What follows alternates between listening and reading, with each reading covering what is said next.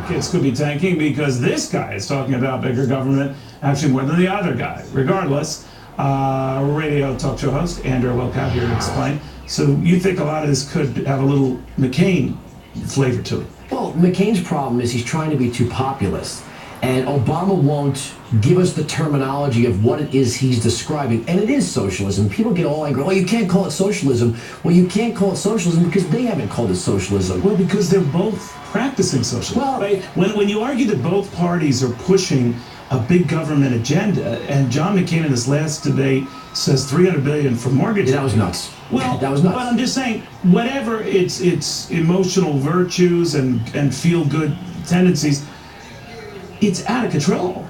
Well, I think you've got people are so used to looking at it right, left, Republican, Democrat. I think you've got four ways. You've got Republicans who want this bailout because they see it strengthening the private sector, Wall Street firms that they love so much. And then you got Republicans who are against it because they don't want the government stepping in and taking over. You've got Democrats who have this Main Street component, as they're calling it, and they want the bailout. But then you got Democrats who don't think these Wall Street guys deserve a bailout. So you've got Republicans and Democrats on the same side of the issue for vastly different reasons, and that's what's screwing it up. All right, but the bottom line is, I've always argued on this show and elsewhere, Andrew, that we are heading toward an era of big government. Whether it's a Republican who gets elected, a Democrat who gets elected. But why can't they say it?